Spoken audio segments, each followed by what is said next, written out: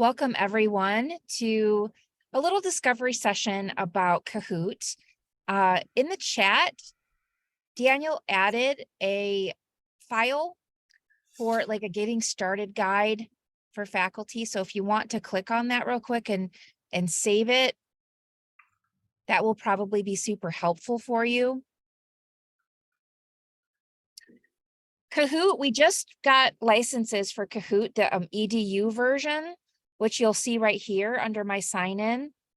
And we had 25. City is taking one of them, so that means 24.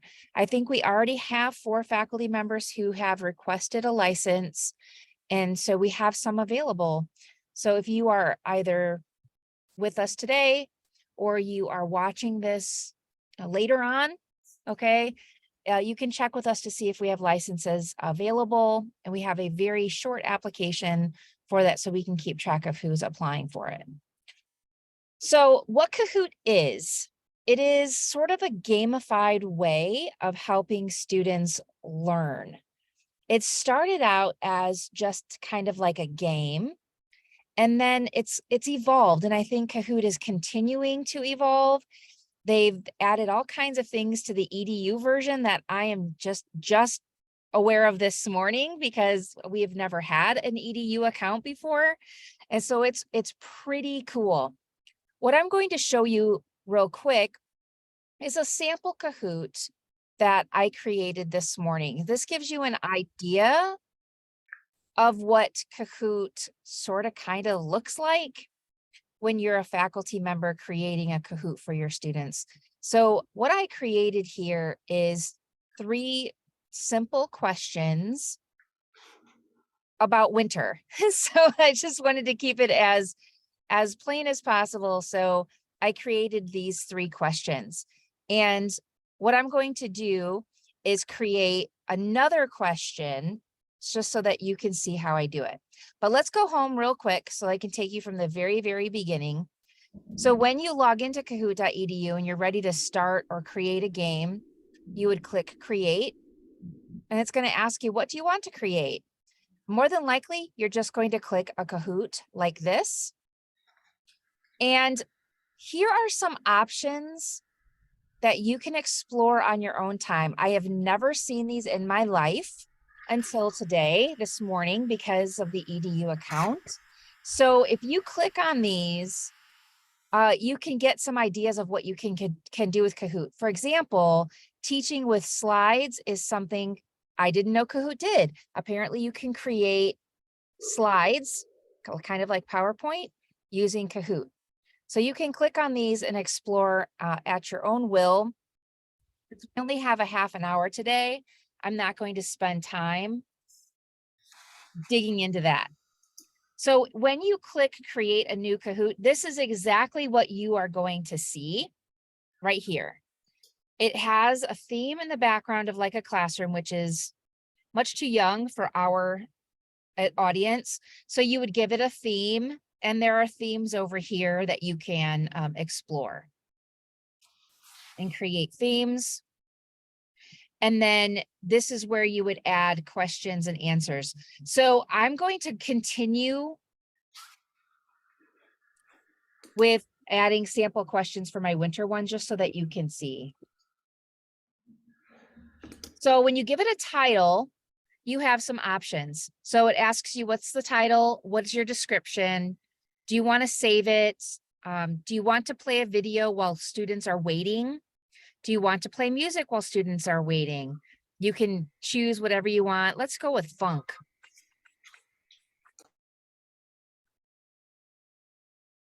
I don't really like that. But anyway, I'm just going to leave it as Kahoot pick. You can change the language. You can leave it private or you can leave it public. And you can also add a cover image. And adding a cover image is simple as just searching for image. You can use this Getty Images or Unsplash. It doesn't matter. I'm going to type in winter here. And I like Unsplash better. So I'll do this one because I really like trees. All right. So that's done. So that becomes the background picture of my Kahoot. And this is where you start adding questions.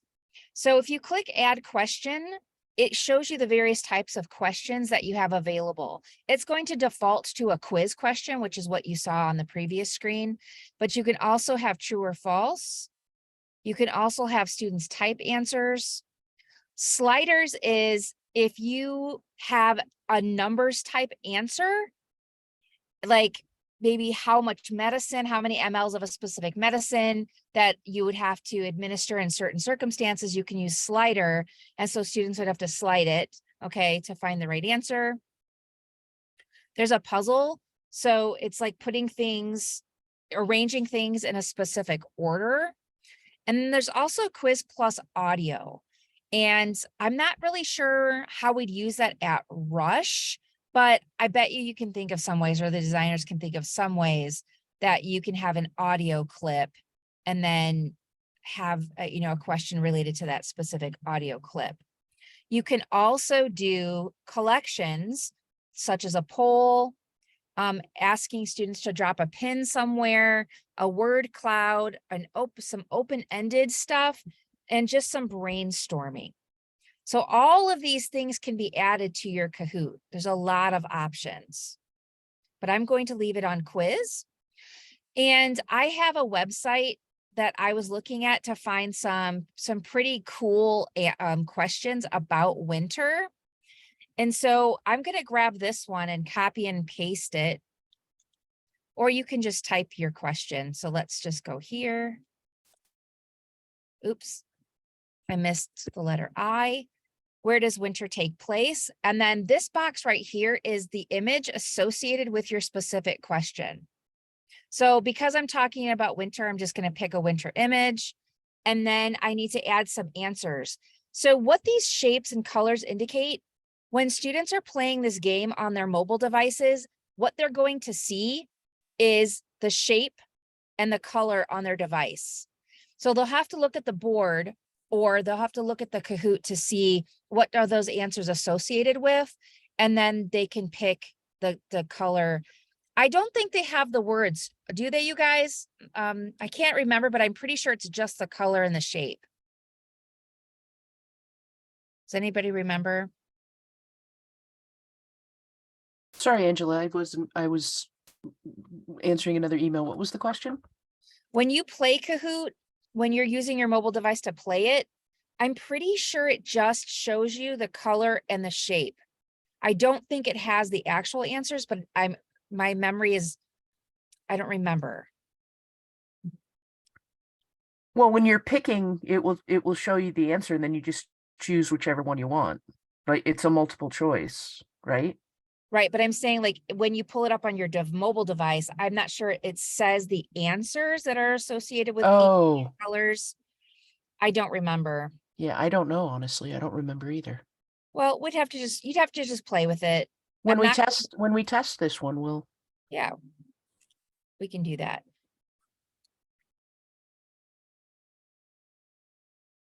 So here are my answers. And what I did is, this is the correct answer. And so I clicked the little circle so that Kahoot knows that it's the correct answer. Now on the right side, you have some options. So you can give your students a time limit on how long they get to answer the question. So you can set this at whatever you want. If it's a simple multiple choice question, 20 to 30 seconds is okay. I wouldn't really go any shorter than that. It doesn't really give time for people to think. Kahoot gives students points for not only answering a question correctly, but answering it quickly and correctly. And so that's just the standard, but you can also make this not worth any points at all. Now, these points aren't something that are going to go into the learning management system or anything. It's just for competition purposes. And yeah, it's just for pretending and playing. And then answer options, you can also have students be able to select multiple answers, which kind of, to me, defeats the purpose, because it's like, well, if they get to pick 4 different things, then they're all going to get it right at some point, right? So you can also reveal the image a certain way if you want to. I just generally leave that stuff alone because I just don't have the time. Okay, So you can preview it up here. And this is what the students will see. It'll count down. Okay. So that's what it will look like. I didn't change the theme in the background, but you get the general gist. I'm going to save it. I'm going to go back home to my Kahoots. So if you want to try a sample Kahoot with me for just a few minutes, let's go to my sample Kahoot and we'll play it. So this is what your students will have to do. So when you're ready to play your Kahoot, I'm going to play it in classic mode. You can also play it in team mode. So if you are in class and you want your students to get grouped together, you can do it team mode. And then so you have your groups playing with one person's phone. But I'm going to go in classic mode. So what your students will do, or what you can do, is if you're on your computer, you can go to kahoot.it and a different tab, and then enter this game pin. You can also grab the QR code with your phone's camera. You can grab that, or you can put the Kahoot app on your phone. If you plan on using Kahoot in your classrooms, I would put the app on your phone just because it's super handy. Any questions or confusion about how to join this?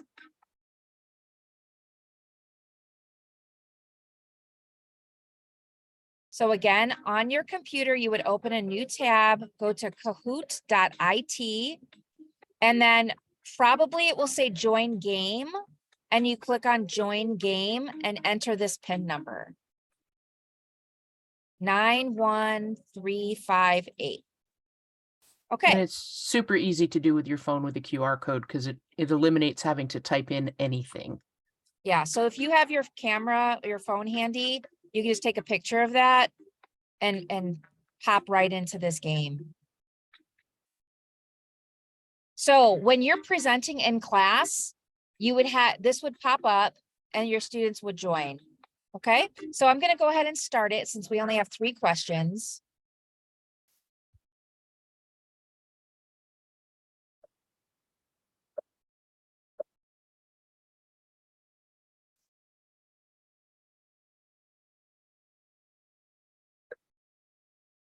And then you answer it.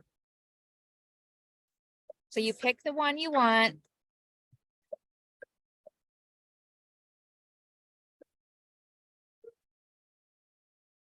So everyone answered. What it shows you is 3 people got it right. And then you go to next and it shows you who's in the lead. I don't know who me is because it's definitely not me. I don't know who that is. So let's go to the next question.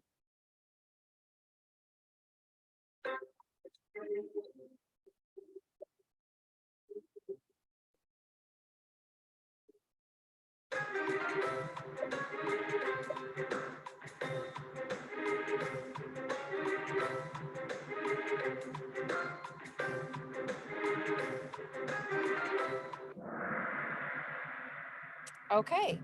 Oh, Yeah, it was a Dinah. If that's right. gutted. I'm gutted. So me is doing great.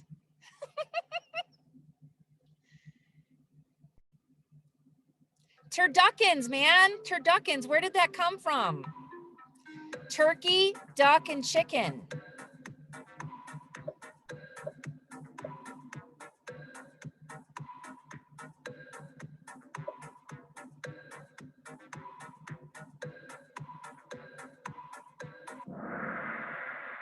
Wow, 3 of you got that right. I wonder if that's a guess or you really knew. So it'll show you the winners, which is super fun. Who's me? Go, Laura. Go, Laura. Number 1 is Piper. Go Piper. Go, Piper. All right. That's exciting. So now you see what a Kahoot looks like. It's super fun. Students have a really fun time playing Kahoot. And they're super simple to make. But here's what's super cool about it. As a faculty member, you can actually get reports. And I'm not going to pull up the report because I don't want people to feel bad about what they answered. But you as a faculty member can pull up a report, which will show you, it'll show you questions that might have been difficult for your students to answer based upon the way that they answered them. It'll give you each of your students' names, how many questions they answered, how many questions they answered correctly. It's pretty neat what you can get. Do I have any questions so far from the group? Piper has a question on chat. She's saying, if someone else created a Kahoot question, can you share it with her, or does she need to recreate the question in her account?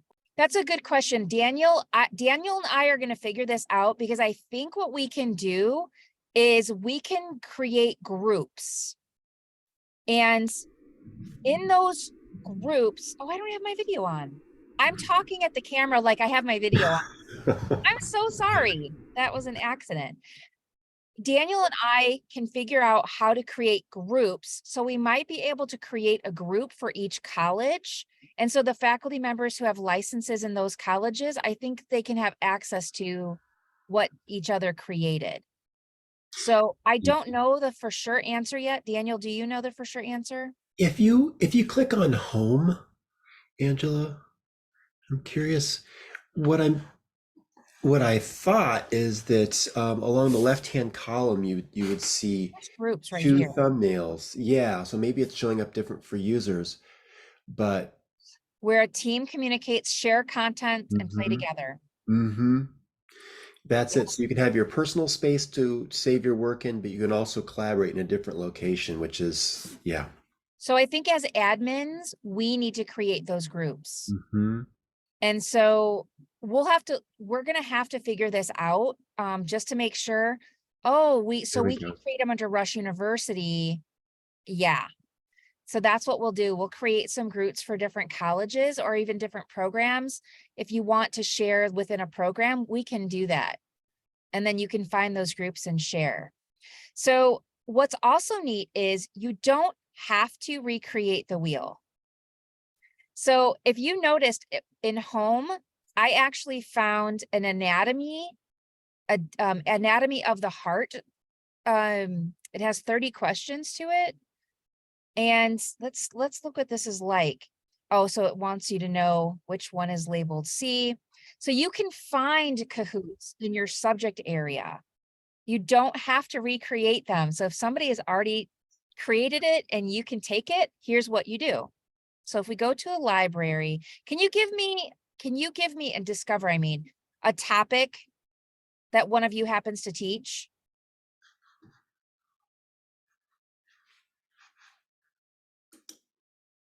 Anything? Anything? How about cells?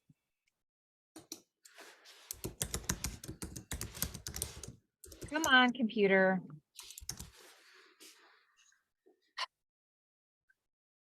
Oh, I'm at a library, so the internet might be a little lagging.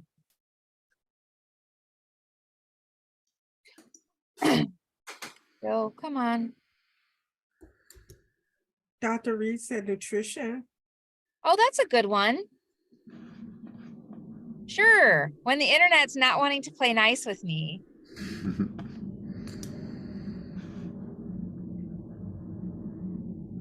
So if any of you are on Kahoot, you can go to Discover and search for a topic like nutrition. It's just taking my computer some time to get there. There you go. Okay, but it's spelled wrong, which means I'm finding Kahoots that are spelled wrong. Cells. Okay, so like here's microscopes, cells and stuff. You might see some of these that are like a what's it called?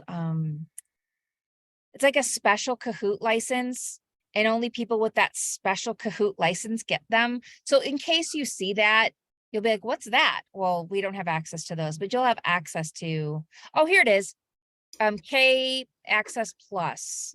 So we don't have access to the K Access Plus stuff, but here's one on cells and tissues. There's 26 questions. So what you do if you find one that you like, there's these 3 dots here that are just like Canvas.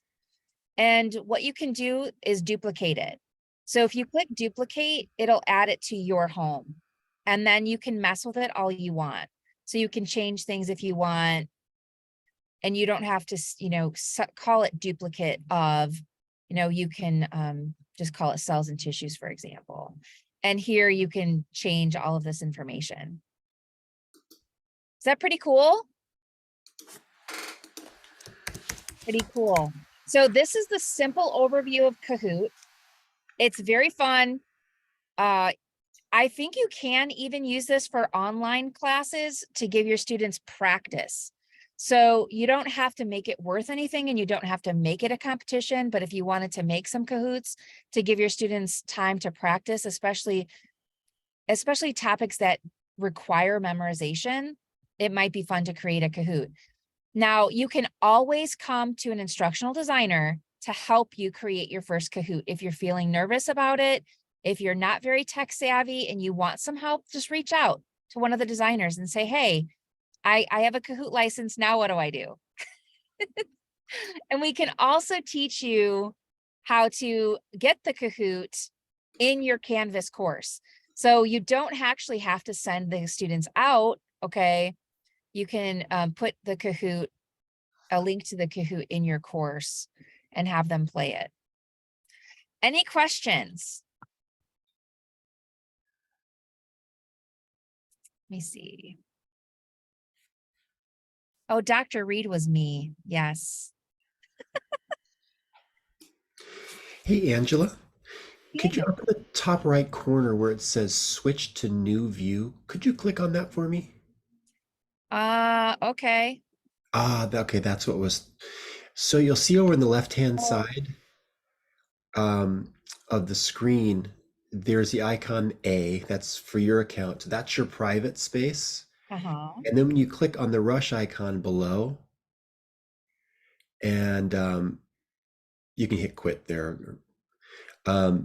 If you click on library up above, this is just a collaborative space. Essentially, anybody can go in there. So if you don't have a group set up or something like that, or you want it to be public amongst, all the people have licenses with our account here, that's the general sort of sharing location.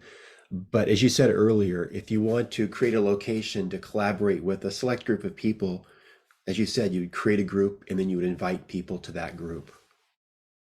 That's pretty cool. Thank you for that, Daniel. Sure, sure.